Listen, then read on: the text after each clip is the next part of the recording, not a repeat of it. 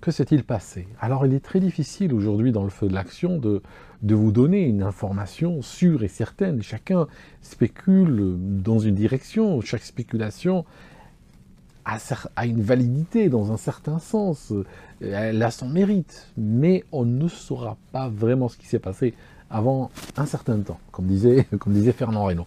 Alors, si vous voulez, le premier élément qui apparaît comme ça de prime abord, superficiellement, c'est qu'on a l'impression que la Turquie a trahi la Russie. Pourquoi? Parce que, fondamentalement, c'est la Turquie qui a envoyé ces groupes terroristes, c'est des groupes terroristes d'Al-Qaïda pro-turcs ou encouragés ou soutenus par la Turquie. Eux, ils sont pro rien du tout à la base. Ils sont pro celui qui les soutient, celui qui les nourrit, qui les arme, qui les finance. Donc, ils sont partis vers Damas, mais en même temps, l'armée syrienne ne s'est pas battue, parce que l'armée syrienne aurait été largement à même de les repousser. Cette armée ne s'est pas battue. Donc, là, on a deux voies. Certains disent c'est une négociation. On a demandé, il y avait une négociation quelque part au sommet, et l'armée syrienne a reçu l'ordre de ne pas bouger, ce qui est tout à fait une possibilité. L'autre possibilité, c'est que cette armée n'était pas opérationnelle, parce que très souvent, quand il y a des pays qui ont des problèmes économiques et autres, il y a des jeunes qui rejoignent l'armée pour avoir un salaire, pour avoir un travail, pour passer un permis de conduire, pour accéder à la médecine, pour avoir accès à une coopérative un peu mieux fournie que l'épicier du coin, où ils peuvent acheter des denrées alimentaires subventionnées par l'armée. Donc, il y a un certain nombre d'avantages qui attirent du monde. Donc, on peut avoir une armée avec des milliers et des milliers d'hommes, mais finalement, quand il y a un problème, on n'a rien du tout, parce que ces gens, dès qu'ils entendent tirer, ils vont jeter les armes, jeter l'uniforme, et partir dans l'autre sens et nier, n'est-ce pas? Avant que le coq ne chante, le matin, ils auront déjà renié 3 fois l'armée à laquelle ils appartenaient. Il n'y a ni grade, ni homme, ni ordre, ni rien du tout. Donc, c'est peut-être aussi une option à considérer. Maintenant, si Erdogan a trahi la Russie, bon, il va se mettre la Russie à dos. Je veux dire, la Russie ne va pas le bombarder parce qu'il les a trahis sur la Syrie, mais le fait est qu'il sera vu comme un allié peu scrupuleux, comme un allié qui a profité, qui soit occupé avec l'Ukraine pour aller les entuber dans le Moyen-Orient avec l'affaire syrienne. Il aura aussi les Iraniens sur le dos. Donc c'est vrai que sa situation devient délicate. Alors, il est isolé.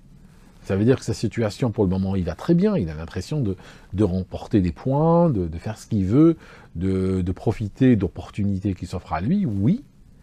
Mais est-ce qu'il va l'emporter au paradis? Ça, on verra plus tard.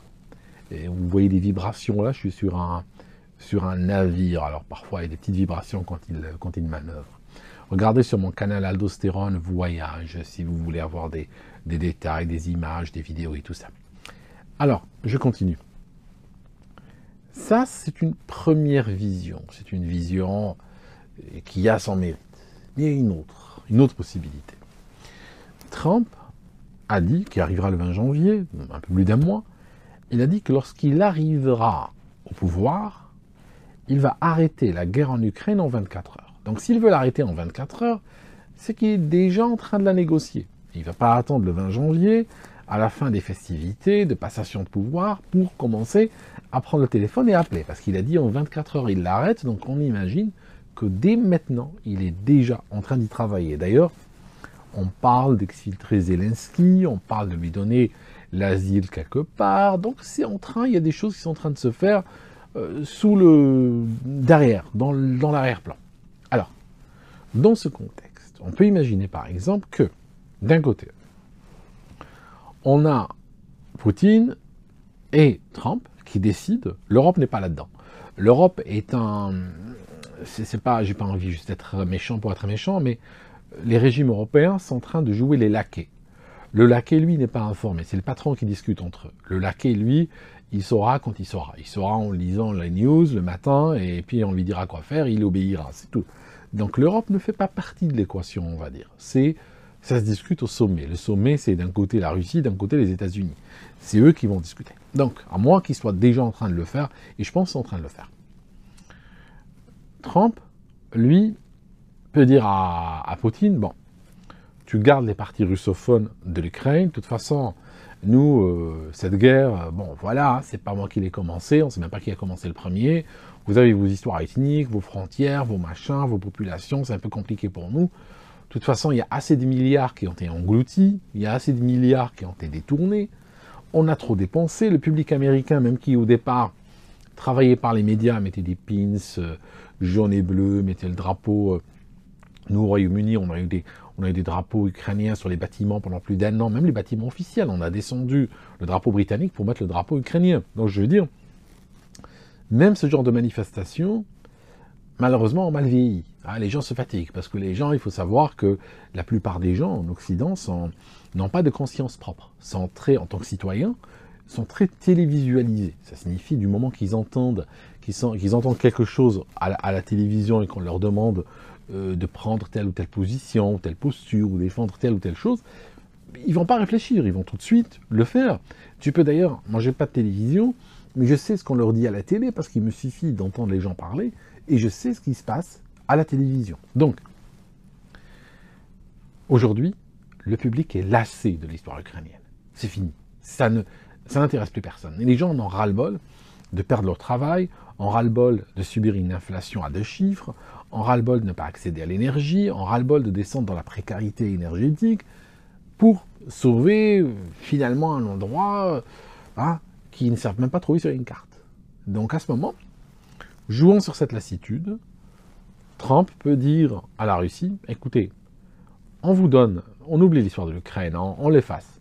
Vous prenez les parties que vous avez prises, on va les calmer, Zelensky on lui donnera l'asile quelque part, il donnera de l'argent et puis il ira planter des tomates. Mais en retour, ce qui nous intéresse, c'est que vous laissiez tomber la Syrie.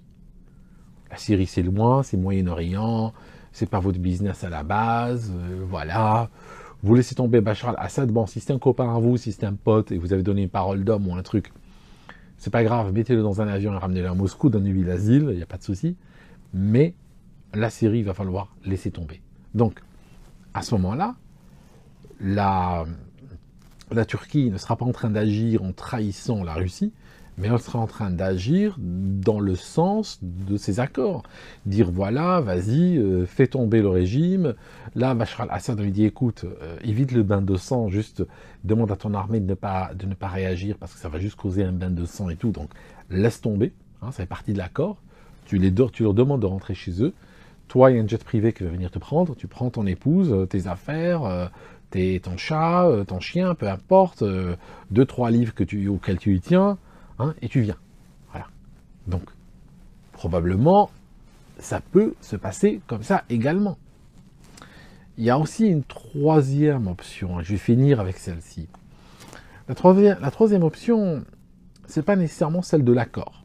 On a dit que la première, c'était tout ça se passe sans l'implication de la Russie ou des États-Unis, c'est juste une trahison d'Erdogan. Ça, c'est la première étape. La deuxième possibilité, on a dit, c'est un accord entre Trump et la Russie, et dans cet accord, on abandonne l'Ukraine, en retour, on fait sauter la Syrie, c'est une possibilité.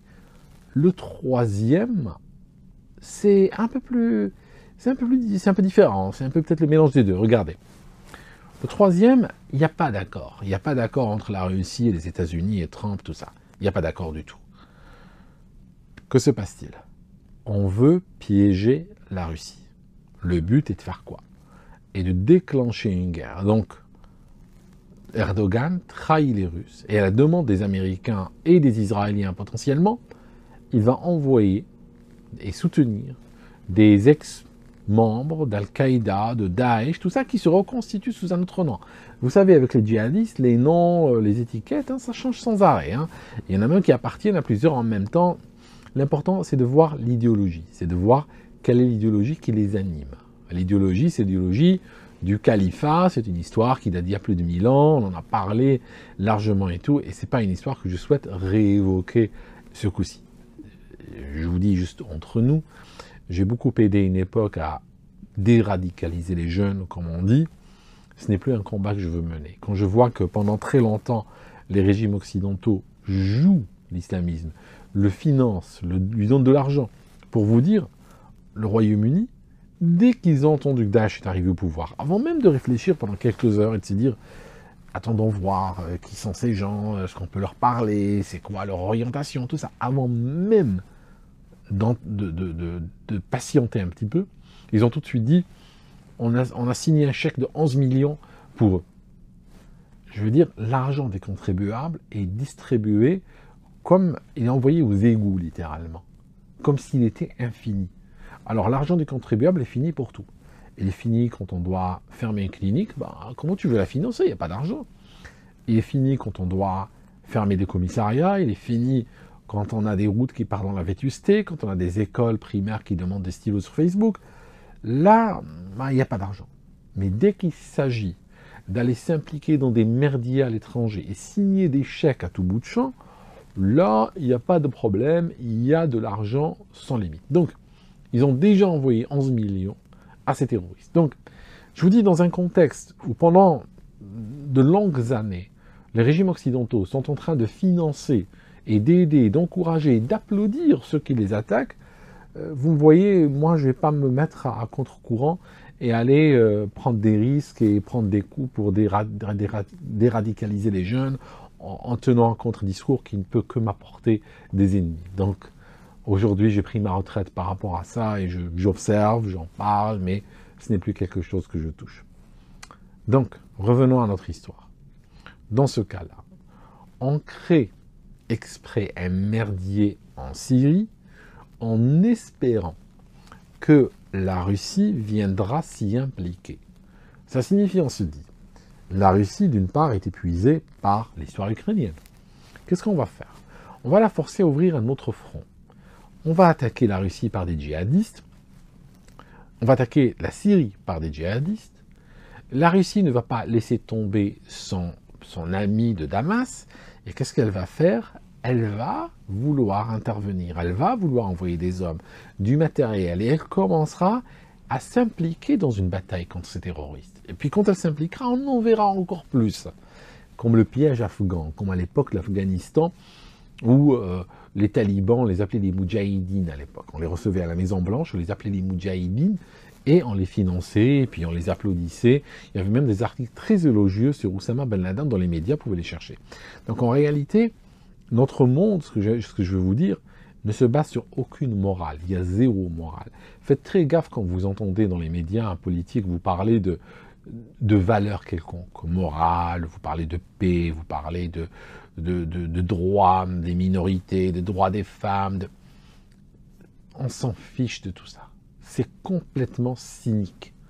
Pour vous dire, pendant les années 80, Saddam Hussein, président irakien, est en train de frapper les Kurdes et les Iraniens avec des armes chimiques. Il a fait pendant des années armes chimiques fournies par des dizaines d'entreprises allemandes, au vu et au su des Américains. Et puis, arrive début 90, on l'accuse d'avoir des armes de destruction massive et on fait semblant de découvrir qu'il a des armes chimiques. Qu'on lui donnait juste la veille.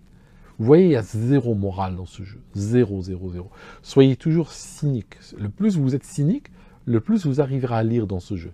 Si vous jugez ce jeu avec les sentiments, avec vos valeurs de tous les jours et tout ça, vous allez lire de travers, vous allez vous faire manipuler.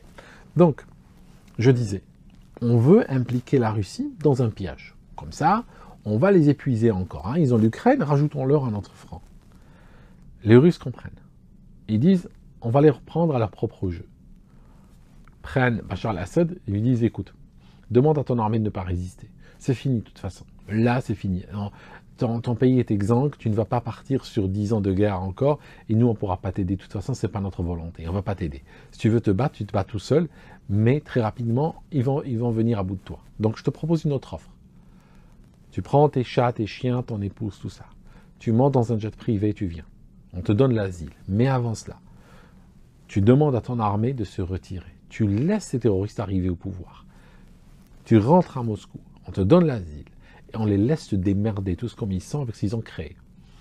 Et donc là, on est plutôt dans une situation où on a une sorte de mal-donne, on a une sorte de piège qui se referme sur ceux qui voulaient, à la base, impliquer la Russie. Donc la Russie se dit, ok, tu veux ça? Je me désengage. Voilà, maintenant tu as Daesh au pouvoir. Qu'est-ce que tu fais? Donc que font les Occidentaux? Ils sont obligés d'aller au bout de l'idée. Ben, ils commencent à applaudir. Oh, génial, on a Daesh au pouvoir. Comment ils vont s'en sortir plus tard? Ben maintenant, Daesh sont en train de devenir Daesh. Les images d'exactions sont en train de sortir. On voit qu'ils sont en train de se transformer en Afghanistan. C'est juste une question de temps avant que d'autres horreurs ne commencent à arriver. Ça va commencer à puer jusqu'au 7e ciel.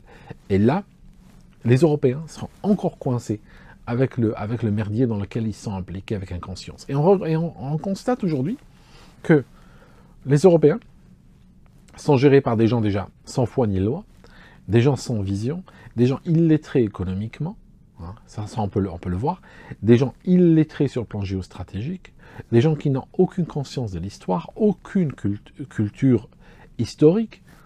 Et donc en fait, honnêtement, aujourd'hui, je préférerais en Europe, littéralement, des dictateurs éclairés que ce qu'on est en train d'avoir.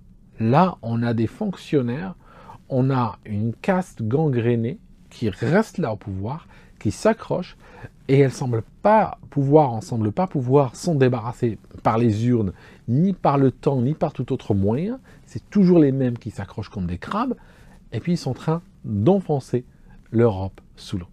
Les chiffres d'ailleurs, vous regardez les divers canaux d'économie et tout ça, regardez par exemple Charles Gave si vous le souhaitez, et vous allez voir que les indicateurs économiques européens sont en train de montrer un appauvrissement, un déclassement, et un déclassement, un appauvrissement permanent, durable.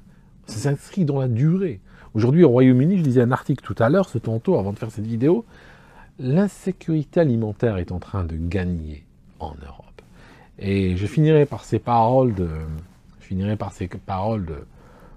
Karl Marx, qui disait que dans les pays pauvres, les gens vivent correctement. Dans les pays riches, les gens sont pauvres. La Syrie, un cas d'école qui fait trembler tous les continents. Seulement que des questions sans réponse. De l'Afrique en Amérique en passant par l'Europe et l'Asie, c'est la panique totale. Le monde diplomatique est resté sans voix devant ce qui vient de se passer et continue de se dérouler sous nos yeux.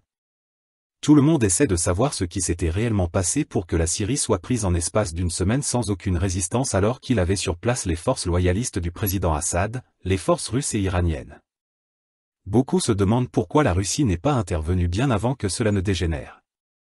Ne comprenant rien de la situation actuelle, certains ont commencé à accuser la Russie, la Turquie et l'Iran d'avoir conclu secrètement un pacte lors du sommet des BRICS en Russie pour se partager la Syrie. Quelque chose que les autorités russes rejettent en bloc. Mais tout compte faire, l'effet et les conséquences de la chute du régime du président Bachar el-Assad sont explosives et dévastatrices. Les doutes et des questions émergent. Pourquoi pendant des années l'aviation israélienne a bombardé le territoire syrien sans que les Russes ne ripostent? Pourquoi avoir laissé une partie du territoire syrien aux mains des forces américaines et turques? Les questions qu'on refusait jusque-là de se poser, viennent faire surface. Tous les alliés de la Russie qui jusque-là étaient sous la protection de l'armée russe et qui considéraient le parapluie russe comme une assurance-vie, viennent de se réveiller d'un long et très profond sommeil. Ce qui vient de se passer en Syrie, a semé le doute dans l'esprit des dirigeants africains proches de la Russie, surtout quand on sait que les pays n'ont pas d'amis, et qu'ils n'ont que des intérêts. Le doute est bien plus profond quand on sait les relations qu'il y a entre les Russes, les Israéliens, les Américains, la France et la Grande-Bretagne. Ces pays sont des partenaires commerciaux de la Russie et ensemble ils siègent tous au Conseil de sécurité de l'ONU. Malgré leurs divergences, ils ont des projets communs. Pour rappel, c'est à l'ONU qu'a été voté le bombardement de la Côte d'Ivoire et de la Libye sous Sarkozy. La France de son côté fait et fera tout ce qui est en son pouvoir pour faire revenir les 3 pays de l'AES qui ont quitté son influence. Comme tout optimiste, nous espérons que le destin du président syrien Bachar el-Assad ne viendra pas frapper à la porte des pays africains qui ont décidé de faire chemin avec la Russie. Car comme nous l'avons dit un peu plus haut, les pays n'ont pas d'amis, ils n'ont que des intérêts. Et surtout quand on sait qu'en politique comme dans la géopolitique, tout est possible, même l'impossible. Alors chers frères et sœurs africains, notre objectif n'est pas de remplacer une puissance par une autre, mais de saisir cette chance qui nous est offerte pour faire avancer nos pions. Car en politique, les pays n'ont pas d'amis, ils n'ont que des intérêts comme ne cessent de nous le dire les grandes puissances à travers leurs actes face aux petites nations sans défense. Pour l'instant, la Russie a besoin de l'Afrique, comme nous aussi avons besoin de la Russie. C'est le moment de sortir de tous ces pactes qui depuis longtemps nous a maintenus dans le rang des pays sous-développés alors que le continent ploie sous le poids de ses richesses exploitées par les autres puissances. Utilisons cette fenêtre ouverte pour agrandir le nombre de leaders panafricains afin de renverser la tendance pendant qu'il est encore temps.